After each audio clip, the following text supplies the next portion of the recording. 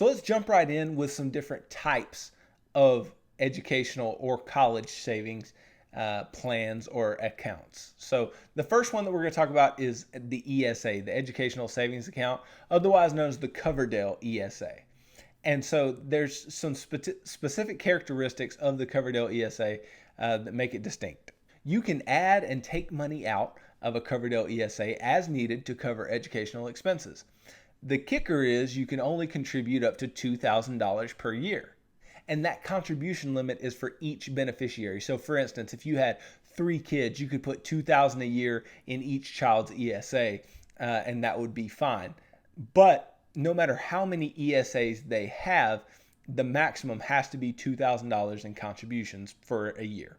Another caveat to the ESA is you can only add money to the account until the beneficiary is 18 years of age, unless it's a special needs beneficiary, and you'll have to check out the rules on that. But that's the only distinction that will allow you to do it past the age of 18. In order to contribute to an ESA, there are income limits. So your adjusted gross income has to be, if you're an individual, at or below $110,000, and if it's a joint tax return for you and a spouse, then it has to be below $220,000 per year. Another thing with ESAs is they are not tax deductible at the state or federal level, and they do hinder you to only pay for educational expenses, but you can pay for educational expenses at any level. You can pay for, private school for a child, or you can pay for any kind of, community college, grad school, whatever it is. You can pay for any kind of educational expenses, but the problem is that you cannot deduct those expenses, and they can only be used for education. Then there are the 529 plans, and many of you have probably heard of these. These are really the most popular of the college savings plans. These are regulated by the states. And so each state has its own 529 plan that you can participate in. Most states let you deduct your 529 plan contributions from your state income taxes. And that's an awesome benefit that you can take advantage of there. The earnings that you make on the money in the 529 plan will be deferred from state and typically federal taxes as well. And you won't have to pay any taxes on withdrawals from a 529 as long as it's being used for qualified educational expenses. And you will need to look up that definition for the specifics. But as long as you're using it for qualified expenses, there will be no taxes on the back end of the 529. These accounts also allow, just like with the ESAs, for it to be used for private school or public school expenses, K through 12, but the 529 limits it to $10,000 per year that you can use for the K through 12 tuition. With the 529, the contribution limit is up to the gift tax limit, so it's much greater than that of the ESA. The gift tax limit, I don't want to lie to you, but it's in the tens of thousands of dollars, so I would go check out whatever that is, the limit for a gift to an individual. And that's the annual limit, but you can front load a 529 with 5 years worth of those gift tax limits. So you can do the gift tax times 5 and just do it once without triggering any undue taxes on that, and it will just be applied to the next 5 years tax return for you. You'll say that you did the contribution every year for the next 5 years, and you can't do any more, and that would trigger something, but you can front load it with 5 years worth, which is good because then it will allow that money to begin compounding from the get-go. You can start saving for just about anybody in a 529. It doesn't have to be a family member. It can be a friend. It can be a grandchild, a great grandchild, a child. It can be your spouse. It can be yourself. You can even start saving for an unborn child or an unborn grandchild. You just have to start it in your own name, and then accounts can be transferred easily into the names of someone else, so you can transfer it into the name of that child once the child is born. So there's all of those advantages and the ability to switch who the account beneficiary is. And with a 529, the account owner holds the cards. The account owner holds the ability to make all the decisions.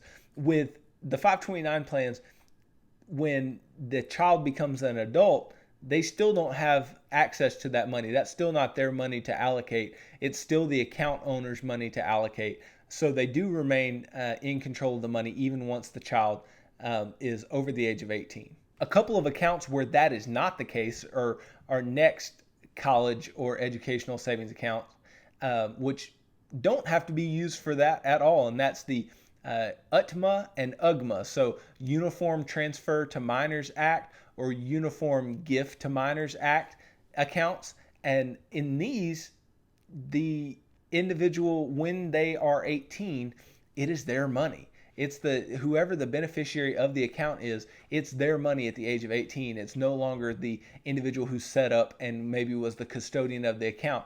It's not their money anymore. So let's dig into that a little bit.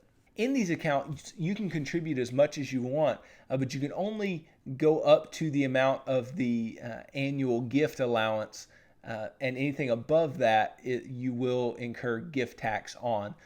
So you want to meet that. And if you want to go over it, that's up to you. But the gift tax thing would be a little bit of a detriment. So, but there is no true limit as to how much money you can put in. Anyone can open these on behalf of a child, and they don't have to be used for educational expenses at all.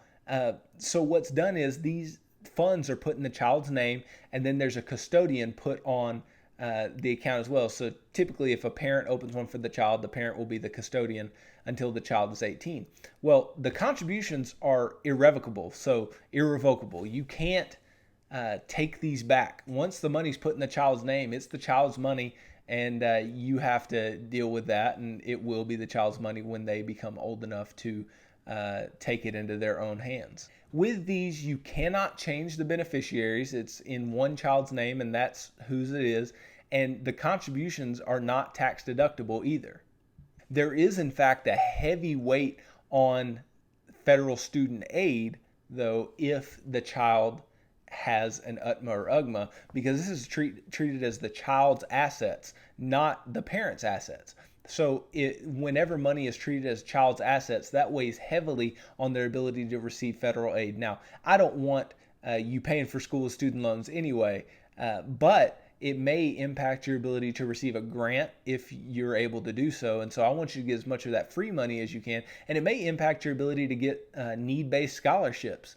And so I don't want that to be the case if at all possible. Now, if you have an UTMA or UGMA that you know your child will be able to pay for school, and you have that agreed upon, then that may not be a bad thing. But leaving it in their hands and making sure that they do the right things with it is also a very risky bet.